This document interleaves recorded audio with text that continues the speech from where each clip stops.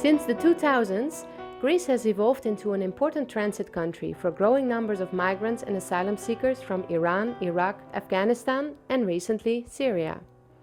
In 2015, there was a huge increase in the numbers of migrants arriving to Greece's many islands located close to Turkey, such as Lesbos, Samos, Chios, and Kos.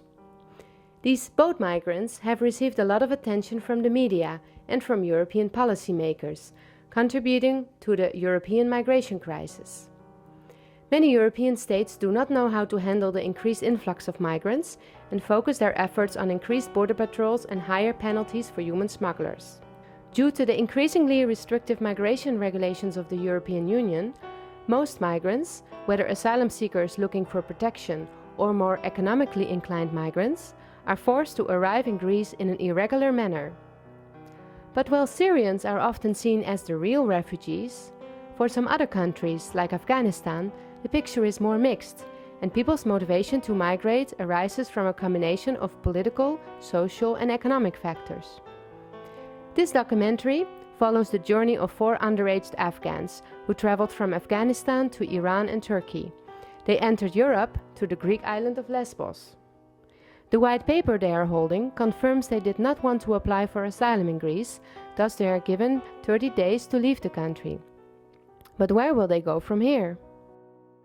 Naveed is 18 years old and comes from the region of Panjshir in Afghanistan.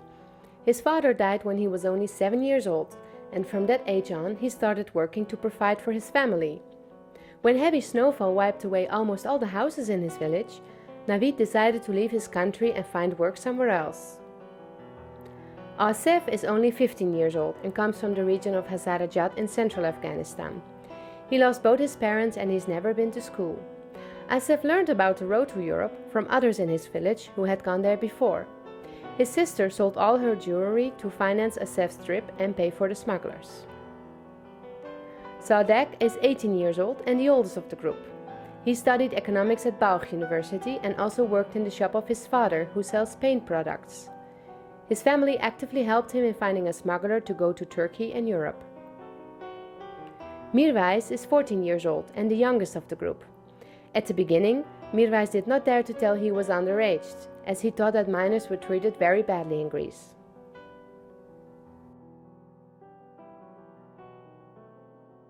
Naveed paid 1,500 euros to be smuggled from Afghanistan to Turkey. At first he wanted to stay in Turkey and did not have any plans to move on to Europe. But Naveed got an offer from a smuggler to embark on a boat to Greece for free, and so he arrived in Lesbos without any money. After arrival at the coast of Lesbos, migrants have to walk to the other side of the island to report with the police.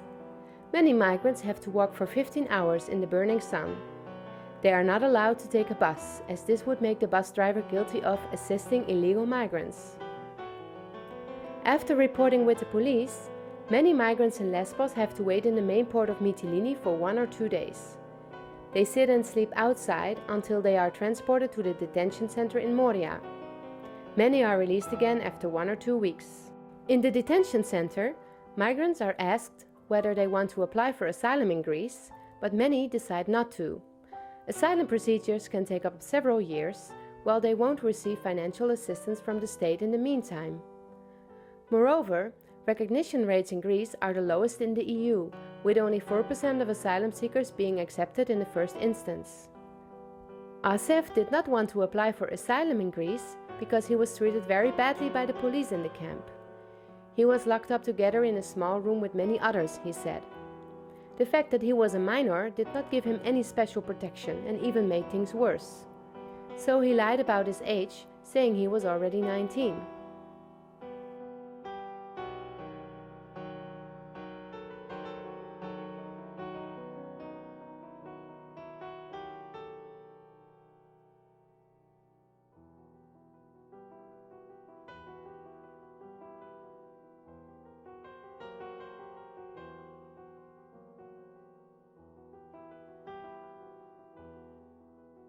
The majority of migrants in Greece go through the detention procedure solely to get the document stating that they have to leave the country within 30 days.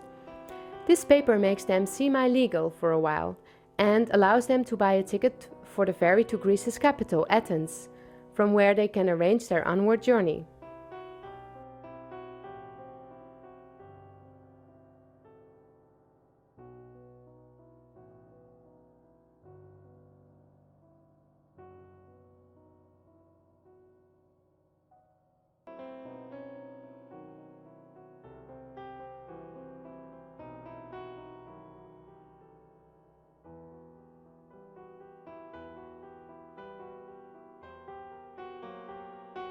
After arriving to Athens, most Afghans go directly to Victoria Square. Here they can meet fellow Afghans and find smugglers who can help them to migrate onwards.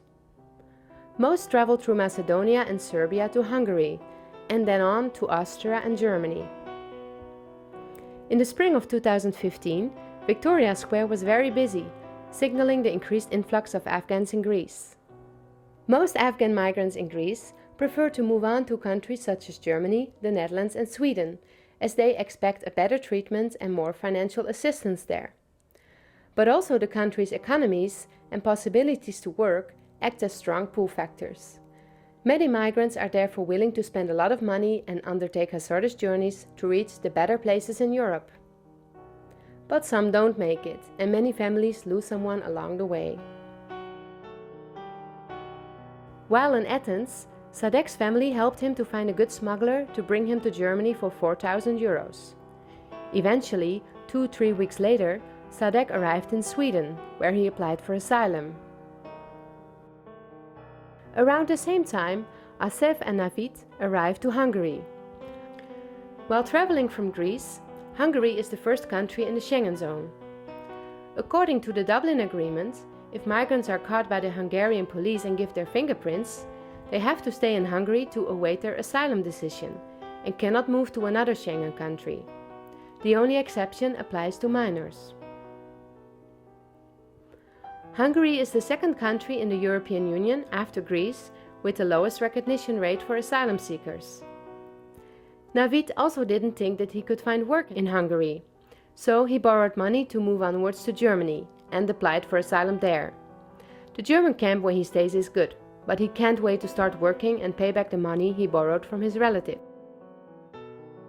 Asef is still in Hungary, where he has applied for asylum and stays in a camp for minors. He wants to move on to Sweden, but he is waiting until his family in Afghanistan sends him money and tells him where to go next.